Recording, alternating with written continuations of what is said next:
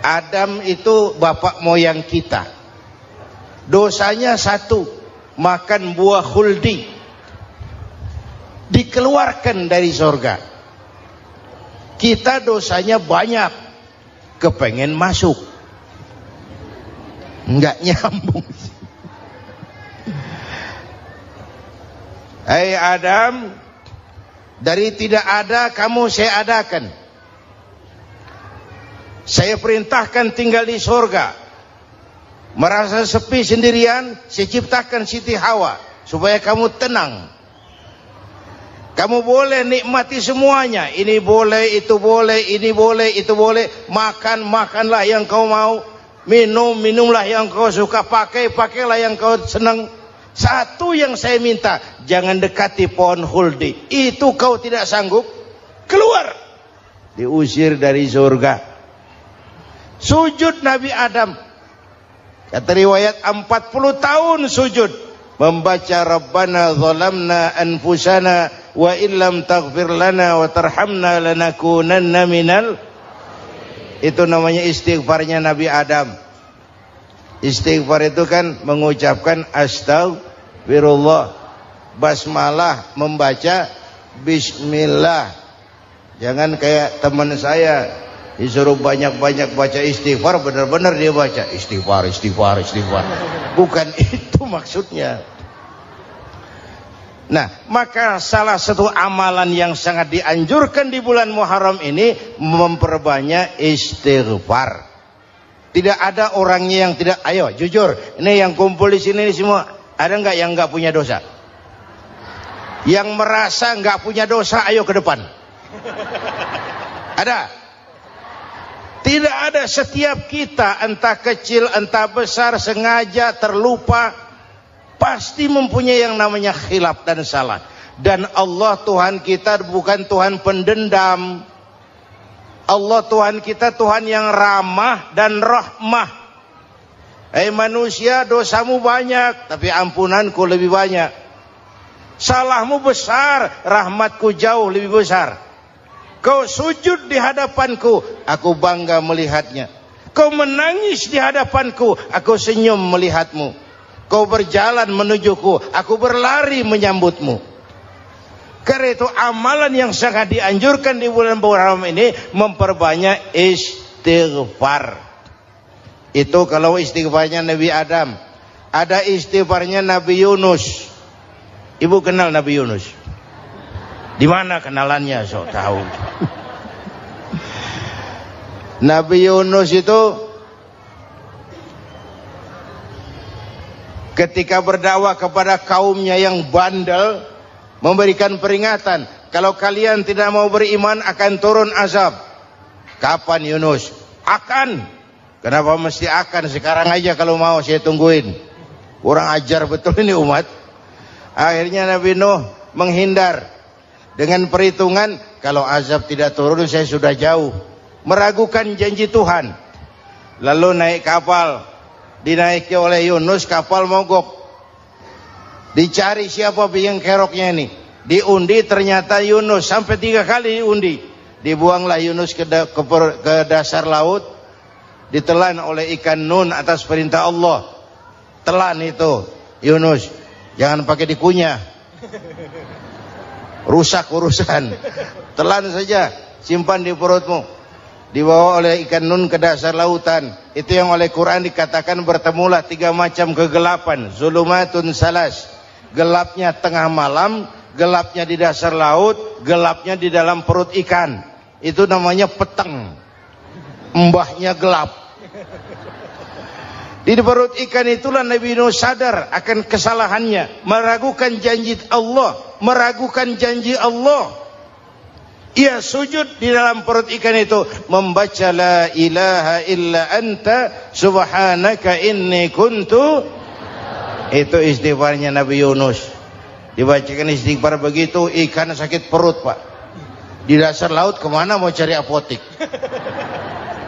Dia naik ke permukaan, memuntahkan isi perutnya. Nabi Yunus keluar dengan selamat. Itu pun terjadi pada hari ke-10 bulan Muharram.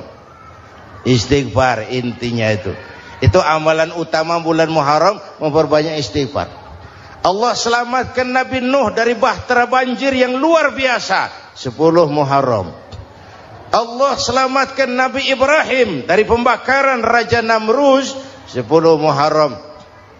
Setelah Nabi Ibrahim itu menghancurkan berhala-berhala, Abrahat pulang mau ibadah, lihat Tuhannya berantakan, marah besar. Siapa yang menghancurkan Tuhan-Tuhan kita ini? Ada yang lapor, kami lihat Ibrahim. Tangkap. Belum ada bukti. Tangkap dulu yang penting. Bukti belakangan. Tangkap. Wah, dikerahkanlah aparat. Tangkap Nabi Ibrahim. Disidang langsung oleh Abrahat. Oleh Namrus maksud saya. Ibrahim, kau yang menghancurkan berhala-berhala kami ini, Tuhan-Tuhan kami. Siapa bilang? Ada yang lapor. Saya dengar enggak semua berhala itu hancur. Ada yang paling besar, angkat tangan, saya lihat ada kampak di tangannya. Barangkali yang besar itu iseng tuh, yang kecil-kecil dikampakin. Tanya aja sama dia, kamu gila? Kenapa? Masa kami disuruh nanya berhala? Nggak bisa jawab. Nggak bisa jawab. Lah kenapa disembah? Lebih gila mana sih? Tahu nggak bisa jawab kenapa disembah? Kurang ajar kamu Ibrahim. Bakar, dibakar. Ketika Ibrahim dilempar ke kobaran api yang menggunung, Allah perintah api, ya naru kuni bardan wa salaman ala Ibrahim. Hai api, dinginlah sampean. Api Madura waktu itu, Pak. Hai api, dinginlah sampean, selamatkan Ibrahim. Api tunduk kepada perintah Allah. Ibrahim masuk ke kobaran api, selembar rambut pun tidak terbakar. Kenapa? Apinya tunduk kepada perintah Allah. Kenapa? Karena Ibrahim orang yang takut kepada Allah. Api tunduk kepada perintah Allah. Kalau kita baca ayat itu, masuk ke api, mateng. Sudah hadirin yang saya muliakan, oleh karena itu selamatnya Ibrahim dari pembakaran Raja Namrud itu pun pada 10 Muharram, Yaum Asyura, hari ke-10 dari bulan Muharram. Imedia. Bapak Ibu hadirin hadirat yang saya cintai, sebagian kecil tentang Nabi Adam, Nabi Ibrahim dan Nabi Yunus, tapi saya belum menceritakan tentang Nabi Nuh tadi. Mengulang kaji. Nabi Nuh salah seorang rasul yang masuk ulul azmi, 5 besar. Karena memang perjuangannya menggambarkan satu usaha yang ulet dan luar biasa. Beliau diberi umur 950 tahun. Lalu berdakwah selama 900 tahun. Sore, pagi, siang, malam. Dapat pengikut tidak lebih 80 orang. Rata-rata 10 tahun satu. Kalau saya minta berhenti aja jadi nabi, Pak. Ustadz mana masih mau buka pesantren? 10 tahun buka pesantren, yang nyantri cuma 1. Pedagang mana yang masih mau dagang? 10 tahun dagang, yang beli 1. Pimpinan partai mana yang masih mau kampanye? 10 tahun buka partai, yang nyoblos 1. Bangkrut. Umatnya bandel, kurang ajar, durjana, bajingan, tengik. Umatnya Nabi Nuh ini kalau diceramahi, telinganya ditutup dengan tangannya. Nabi Nuh akhirnya rekes. Tuhan, siang malam saya berdakwah kepada umat ini. Tiap kali saya sampaikan dakwahmu, mereka tutup telinganya dengan tangannya. Alergi dengar ceramah. Apa itu ceramah? Non profit. Saudara-saudara, jadi mau kamu gimana, Nuh? Sudah Tuhan, habiskan saja orang kafir. Nanti kalau punya anak, anaknya pun kafir lagi. Lebih baik bapak moyangnya sikat habis. Biasanya kalau bapak kalong, anak kampret. Bapak nyolong, anak nyopet. Fotokopi gimana aslinya? Habiskan saja. Itu mau kamu Nuh? Iya. Oke. Nanti aku turunkan banjir Nuh. Buat kapal. Dengan apa saya harus buat kapal Nuh? Ya dengan kayu, kata Tuhan. Kayunya dari mana Tuhan? Ya dari pohon Nuh. Pohonnya belum ada Tuhan. Ya tanam dulu Nuh. Bikin kapal kayunya nanam pohon. Apa artinya? Perjuangan perlu kesabaran. Sukses itu ada prosesnya. Nggak bisa simsalabim abracadabra lalu kita mau sukses. Semua ada prosesnya. Walaupun kenyataannya begitu. Sukses banyak bapaknya, gagal itu yatim. Kalau kita sukses banyak yang ngakuin. Yang baru ketemu pakai manggil encing. Ketemu baru. Tapi sukses banyak bapaknya. Gagal yatim. Gak ada yang mau ngakuin kalau kita gagal itu. Udah bikin kapal dengan kayu di tengah kampung, bikin kapal ini. Bayangkan di tengah kampung bikin kapal. Orang kafir makin menjadi-jadi. Lihat Nuh. Kenapa? Makin sarap. Bikin kapal di tengah kampung mau belayar kemana? Tuh lihat, kalau orang nggak tahu tujuan, mountain setengah jalan. Proses yang dinilai bukan finalnya. Ya kayak gitu kesimpulannya. Saya enaknya sendiri. Bikin kapal. Kapal mendekati selesai. Ini orang kafir rame-rame datang ke kapal Nuh. Mau apa? Buang najis. Sakit perut berangkat ke kapal Nabi Nuh. Nongkrong. Dapat 2-3 tumpuk pulang. Penuh lantai kapal dengan najis manusia. Inilah perjuangan. Bukan jalan raya lurus bertabur bunga di kanan kirinya. Banyak ondak dan duri, fitnah, caci maki, antipat, segala macam. Nuh. Ada orang tua dasar kafir, kurang ajar, sudah stroke berangkat juga ke kapal Nuh. Mau buang najis, pincang-pincang digotong orang. Selesai buang najis dia bangun, mau pulang, pegangan tiang kapal terpeleset, jatuh di atas tumpukan najis. Terjadi keajaiban, yang stroke-nya sembuh, lumpuhnya hilang, berangkat digotong-gotong pulang, jalan gagah sekali. Tapi orang kampungnya heran, ente sudah sembuh? Sudah. Berobat di mana? Kok begitu paten? Di kapal Nuh. Masih banyak.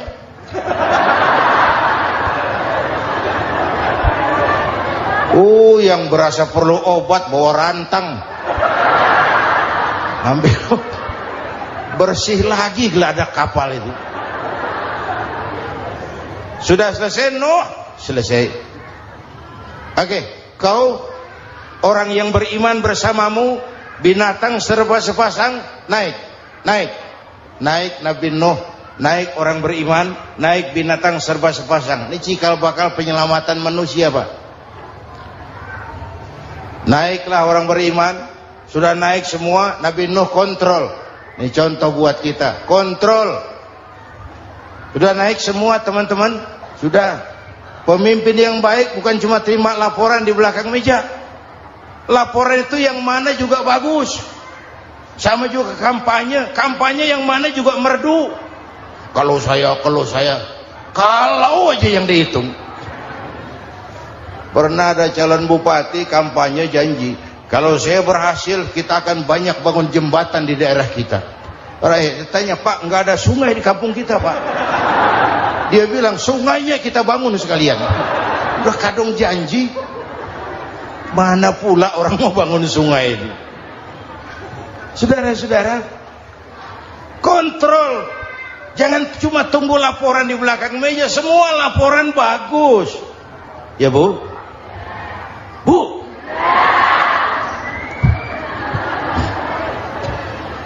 Nabi Nuh kontrol. Sudah naik semua? Sudah Nuh. Pulan bin Pulan naik Nuh. Paimin bintu Kijo. Naik, kami lihat naik. Ada orang Jawa juga Kiai? Ada. Sudah kontrol, Kan'an anak saya ikut nggak naik kapal? Kami tidak lihat itu no. Kan'an, ini potret. Bapaknya aktif ke masjid, ibunya rajin ke majelis taklim, anaknya keleleran kemana-mana. Bukan di sini, di Prancis. Udah di sini insya Allah sama.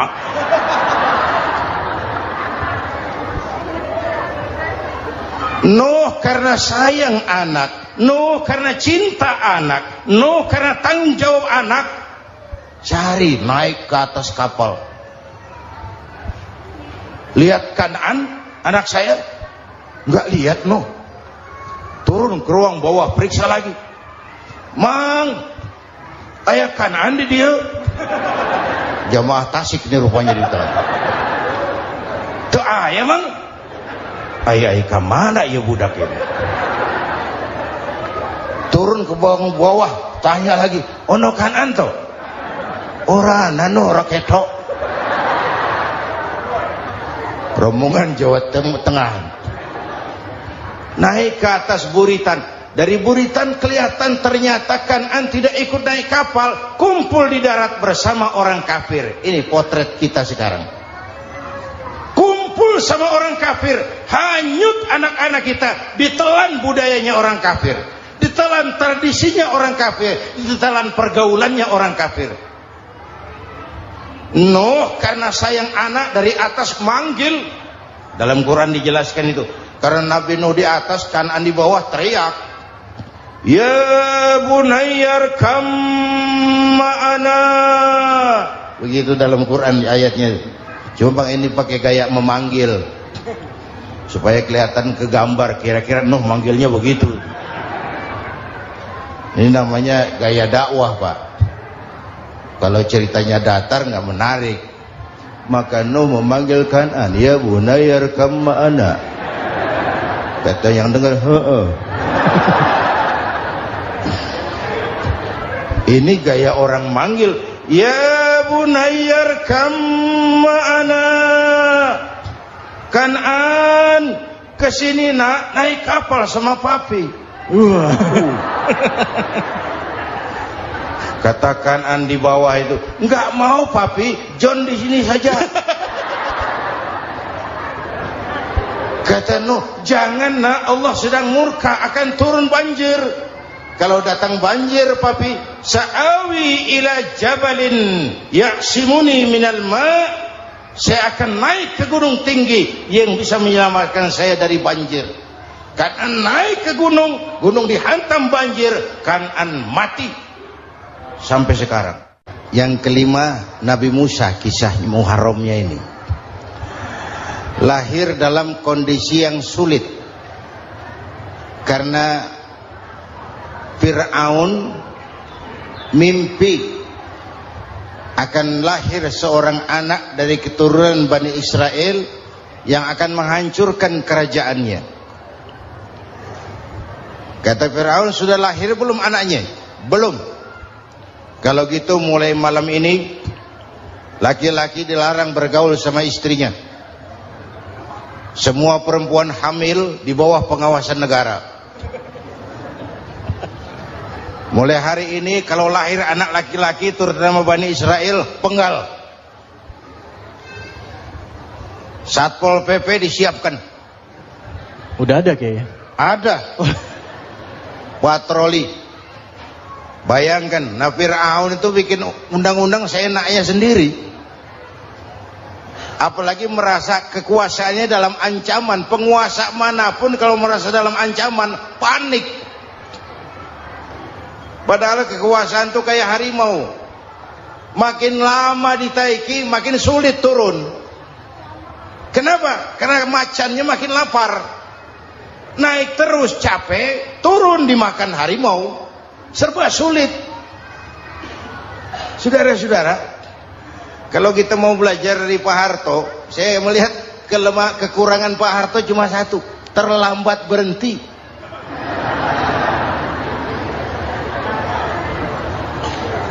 merambat berhenti. Di sekelilinginya banyak tukang-tukang jilat, tukang-tukang semir. Pak, kalau tidak ada bapak kami bagaimana, Pak? Saudara hadirin yang saya hormati, maka sering saya ingatkan, temanmu yang sejati adalah teman yang membuat kamu jadi benar, bukan teman yang selalu membenarkan kamu. Berapa banyak pejabat-pejabat hancur karena selalu dibenarkan oleh lingkungannya. Bapak benar, Pak. Bapak bijaksana, Pak. Itu tepat, Pak. Benar. Buang angin pun kata kelilingnya, oh Bapak sehat. Temanmu yang sejati, teman yang bikin kamu jadi benar, bukan teman yang selalu membenarkan kamu. Bapak Ibu hadirin yang saya hormati, tapi kehendak Allah terjadi. Lahirlah Musa. Bayinya dihanyutkan di sungai Nil. Bayi sudah menderita, dihanyutkan di sungai Nil. Dan akhirnya besar di lingkungan istana Fir'aun. Diriwayat oleh Ratu Aisyah, perempuan Fir'aun, setelah mulai berjuang, terjadilah itu. Musa dan pengikutnya dikejar oleh Fir'aun. Sampai di tepi laut, Allah wahyukan Musa, lempar tongkatmu ke laut. Dalam kondisi darurat, mukjizat tiada jalan. Kondisi darurat. Kalau tidak, mukjizat itu maunya Allah, bukan maunya Nabi. Nabi nggak kuasa. Allah yang mau. Tapi hidup Nabi bukan mukjizat, manusiawi. Tidak mentang-mentang ada mukjizat tongkat, tiap sulit main tongkat. Nggak usah berjuang kalau begitu. Itu darurat menyelamatkan umat. Tongkat dilempar ke laut, laut terbelah. Laut terbelah. Itu secara visualnya bisa kita lihat dalam film The Ten Commandment. Udah nonton belum? Urusan nonton kalah sama Ustadz bagaimana sih? Ten Commandment, 10 firman Tuhan. Tekniknya bagus loh. Bagaimana laut terbelah. Musa lewat, Fir'aun mengejar. Musa sampai di ujung sana, Fir'aun masih di sama tengah perjalanan. Laut nutup kembali. Laut menutup kembali, Fir'aun tenggelam. Cengap-cengap di lautan. Begitu nafas sampai di tenggorokan, Fir'aun sambil cengap-cengap itu, amantu bi Rabbi Musa wa Harun. Duh, kalau begini mah saya juga percaya sama Tuhannya Musa. Malaikat maut jengkel, goblok loh. Terlambat sekarang. Ditenggelamin terus. Modar. Musa selamat. Fir'aun mati. Jenazahnya, jasadnya terdampar di pinggir laut. Beberapa waktu kemudian ditemukan orang, dimumi, dibalsem, diawetkan. Itu sesuai janji Quran. Wa kadzalika nunajjika bi badanika litakuna liman khalfaka ayah. Kami selamatkan badan kamu agar jadi pelajaran bagi orang-orang sesudah kamu nanti.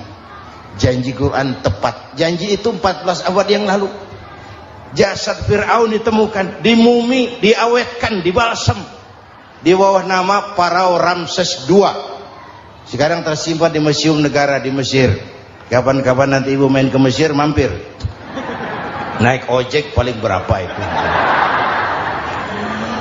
Oh, orangnya tinggi, hidungnya mancung, pokoknya pantaslah jadi Fir'aun. Selamatnya Musa di kejaran Fir'aun di ujung sana itu terjadi pada hari ke-10 bulan Muharram, yang oleh orang Nasrani diperingati dengan hari raya Paskah. Mereka melaksanakan puasa, mensyukuri nikmat keselamatan dari kejaran Fir'aun. Makanya kalau kita ikut puasa di bulan Muharram, bukan mengikuti syariatnya Nasrani, salah. Karena Nabi mengajarkan, itu sumbernya. Bukan ikutan sama ibadahnya Israel. Tapi memang agama ini kan merupakan mata rantai. Datang Rasul baru melengkapi Rasul sebelumnya, datang Rasul baru melengkapi Rasul sebelumnya. Mata rantai yang berkaitan.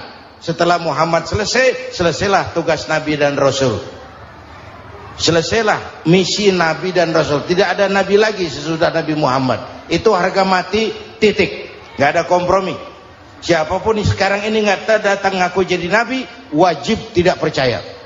Wajib tidak percaya. Tapi kaitannya memang kita bilang Nasrani, orang bahasa Arab, bahasa Ibraninya Nazaret, Nasiroh, Nazaret. Itu beda dialek. Kita Daud, dia David.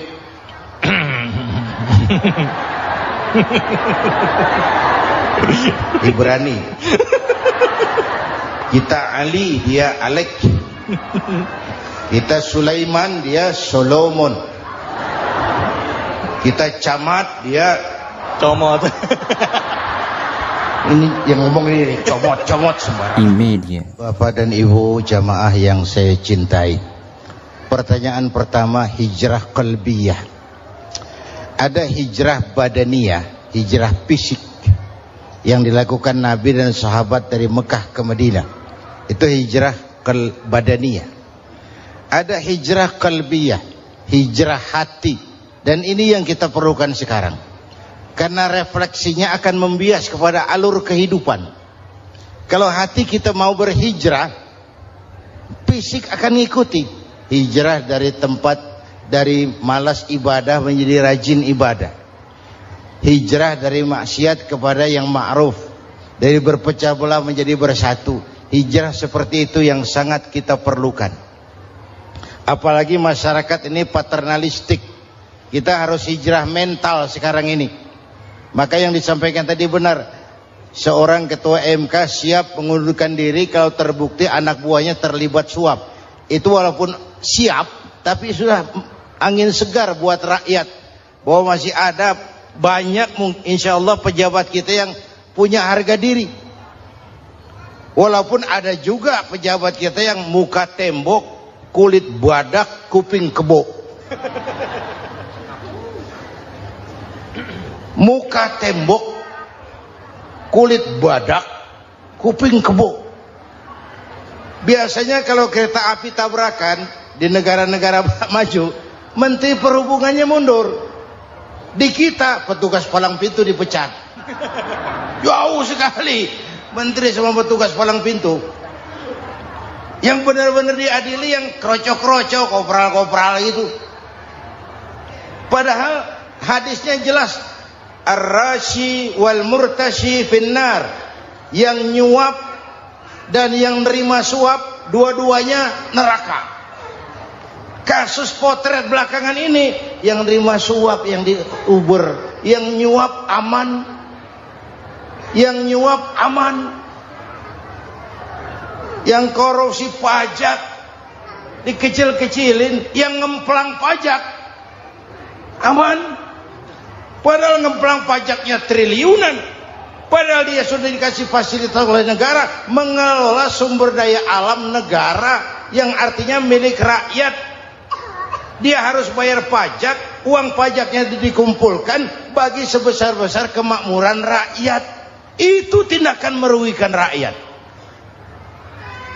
Karena itu betul, saya setuju, hijrah qalbi yang perlu kita lakukan sekarang. Hijrah hati. Kita ini bangsa Indonesia, seperti timnas. Timnas sekarang anak-anak muda sudah berani pakai baju PSSI. Iya. Kenapa? Menang. Coba kalau kalah terus, nanti menang. Tapi bangsa Indonesia itu memang seperti timnas, namanya kesebelasan. 11 orang. Walaupun ada pemain bintang, ya ada presiden, gubernur, menteri, itu bintang-bintang. Tapi bintang baru ada artinya kalau dibantu 10 pemain yang lain. Cristiano Ronaldo, siapa itu? Penyerang tengah Real Madrid, Wah. bintang. Lionel Messi. Siapa lagi? Barcelona. Bercelana.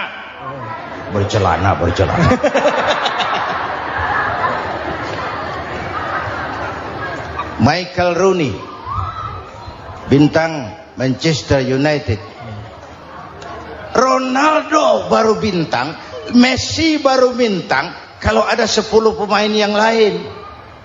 Bagaimanapun hebatnya Cristiano Ronaldo, kalau sendirian lawan satu kesebelasan, babak belur. Itulah kita, bangsa Indonesia. Kita satu kesebelasan, harus saling memperkuat. Ada bangsa kita ini yang jadi jaksa, ada yang jadi hakim, ada yang jadi polisi. Itu posisi penyerang tengah, kiri luar, kanan dalam, back, striker, kiper, posisi. Tapi sadar, kita satu kesebelasan, Bung. Jangan bikin gol ke gawang sendiri. Kalau punya bola bagus, operan dong sama temannya. Yang bisa menciptakan gol, operan. Ada yang jadi pengusaha besar, bagus boleh. Punya untung besar, operan. Kasih masjid, kasih pesantren, operan. Ini kesebelasan kita kalau punya bola, pelitnya setengah mati, Pak. Nggak mau ngoper. Bawa sendiri, mending bikin gol. Enggak. Kita ini satu kesebelasan, satu sama lain harus saling memperkuat. Bahwa ada penyerang tengah, itu si posisi. Tapi kalau memang peluang memungkinkan, ayo dong operan. Saya iri sama kesebelasan Nasrani di Indonesia. Mereka kalau punya bola, operannya cakep. Gereja cepat selesai, rumah sakit Kristen cepat selesai. Kenapa? Operannya bagus. Kita ini kalau punya bola bawa sendiri, nggak mau ngoper, maka masjid nggak selesai-selesai, madrasah banyak yang bocor, rumah sakit Islam kalah bersaing. Kenapa? Operannya berat. Ayo menyadari, kita ini timnas, satu kesebelasan. Jangan menjegal kawan seiring, kawan sendiri dijegal. Sudah musuh terlalu kuat, gawang sendiri dijebol. Akhirnya terbalik kita ini. Ujian terberat telah diberikan Allah kepada para anbiya, kemudian para aulia, kemudian para ulama. Summal amsal fal amsal, ke bawah dan ke bawah. Diuji setiap orang menurut kekuatannya berpegang kepada agama. Kalau karena anak Melayu bilang, kalau takut dengan ombak, jangan berumah di tepi pantai. Kalau takut diterjang ombak, jangan berumah di tepi pantai. Kata ibu tadi, mau jadi pohon tinggi, harus berani ketiup angin. Makin tinggi pohonnya, makin keras anginnya. Takut angin, jangan jadi pohon tinggi, jadilah rumput. Nggak ditiup angin, tapi diinjak kebo. Apa yang nggak ada resikonya? Apa yang nggak ada resikonya? Semua nabi ada yang dihantam kekuasaan yang arogansi. Ibrahim berhadapan dengan Namrud. Musa berhadapan dengan Fir'aun. Ada yang diuji dengan berhadapan umat yang sangat kurang ajar. Ada yang diuji dengan gosip yang dahsyat. Nabi Yusuf digosipi sama Zulaikha itu. Nabi Yusuf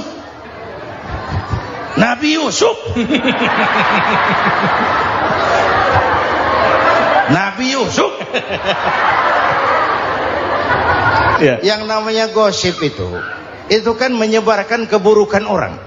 Kalau benar saja hukumnya ghibah. Kalau salah hukumnya fitnah. Fitnah lebih bahaya dari pembunuhan. Benarnya ghibah, salahnya fitnah. Saudara hadirin yang saya hormati, jadi resiko itu biasa. Tidak ada yang tanpa resiko. Kalau takut ombak, jangan berumah di tepi pantai. Tinggal bagaimana kita menyikapinya. Kalau kita dewasa, ini bagian ibadah saya kurang, mungkin karena dia omongin orang, tambah pahala saya.